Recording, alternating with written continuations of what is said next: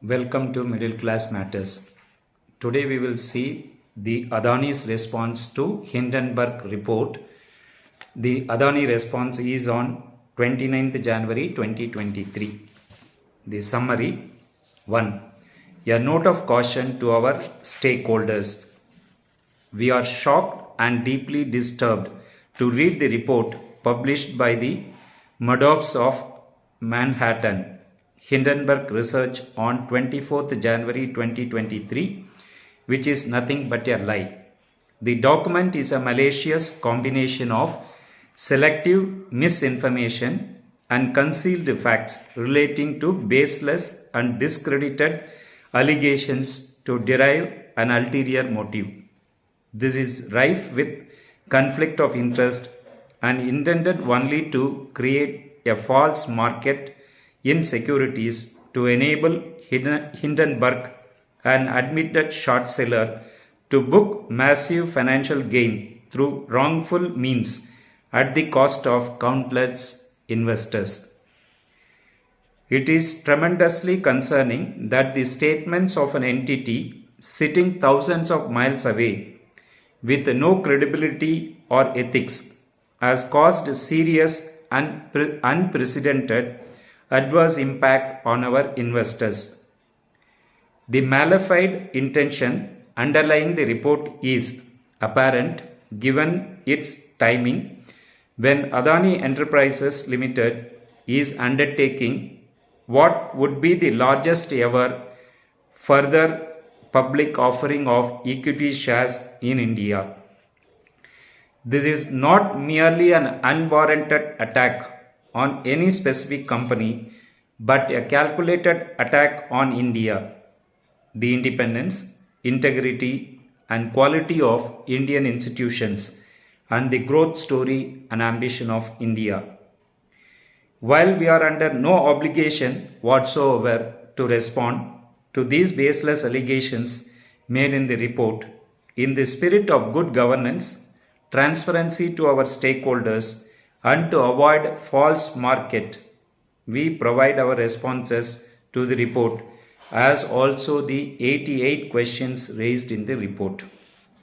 There are three key themes from the Hindenburg Report. 1.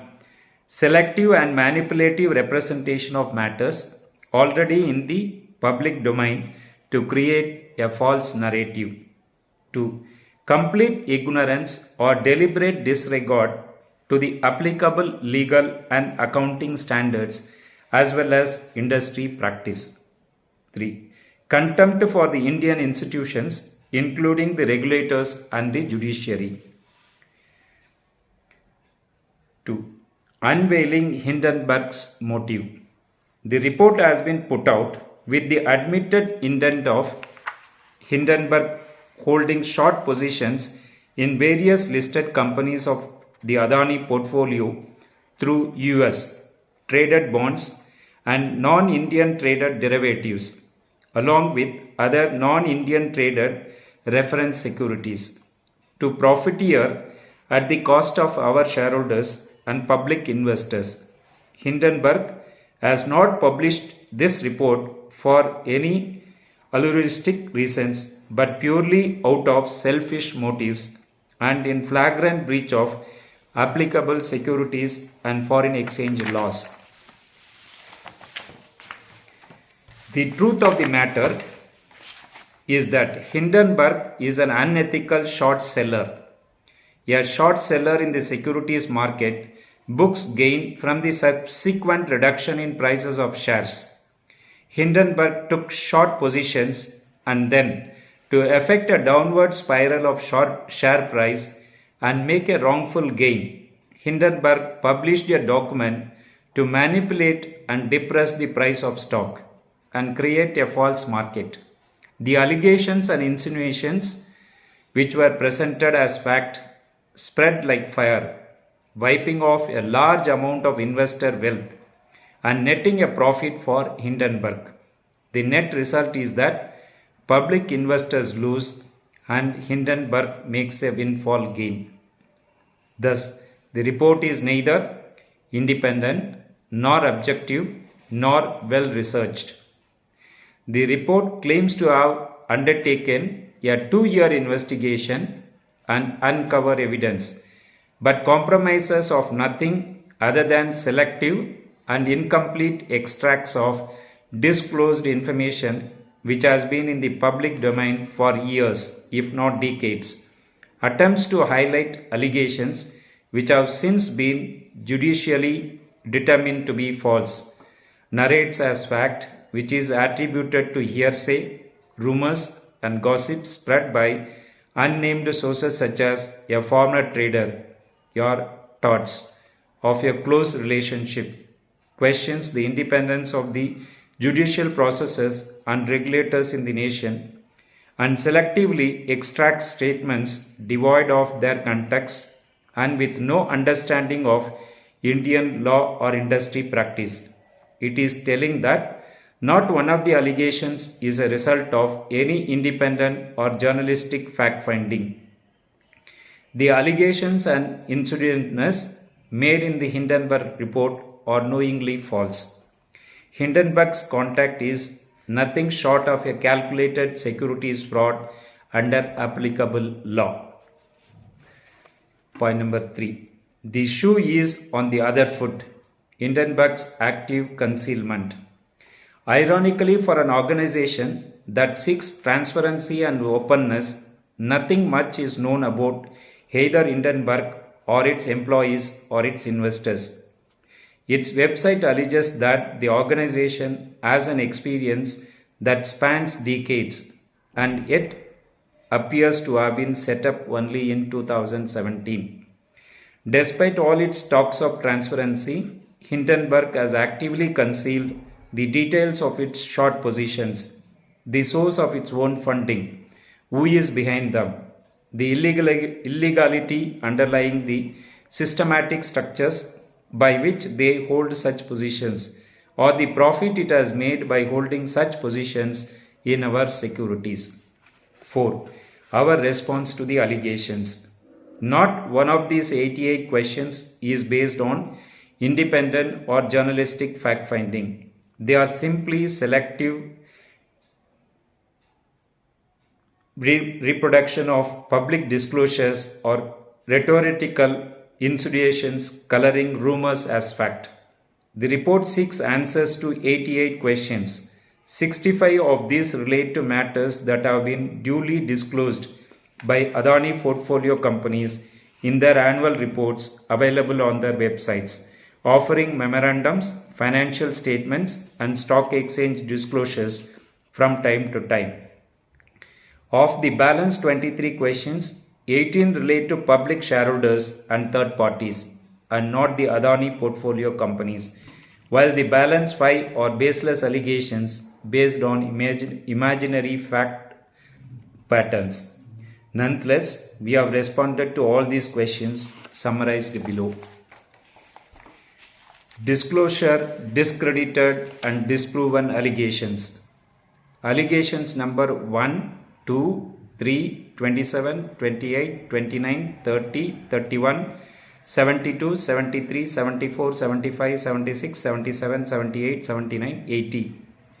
Present no new findings and only dredge up allegations, in some cases from a decade ago, which have been judicially determined in our favor and have also been disclosed by us to our investors and the regulators.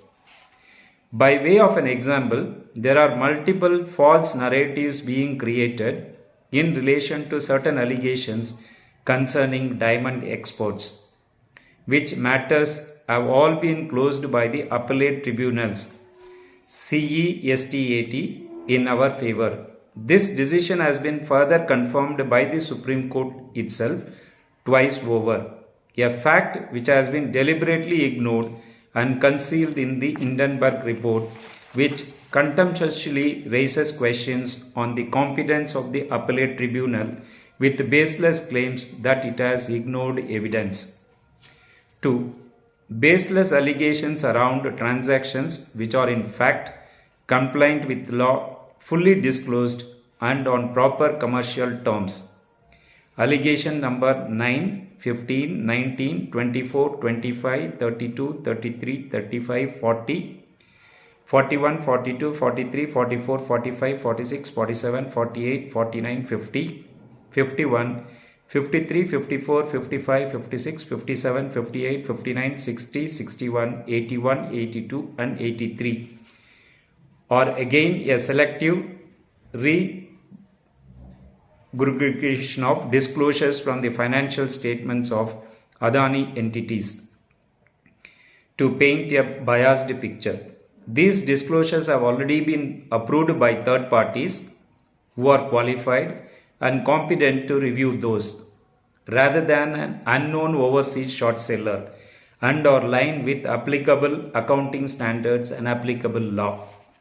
In another instance, allegations 41 of the Hindenburg Report, they have falsely claimed that Emerging Market Investment DMCC gave a loan of USD 1 billion to Mahan Energen.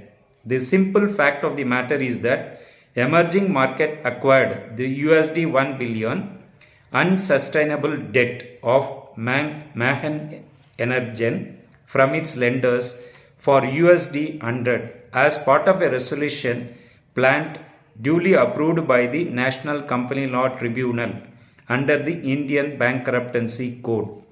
These are malafide attempts to question bona fide transactions, the details of which are fully disclosed and available in the public domain, to create doubt in the minds of our stakeholders and the public.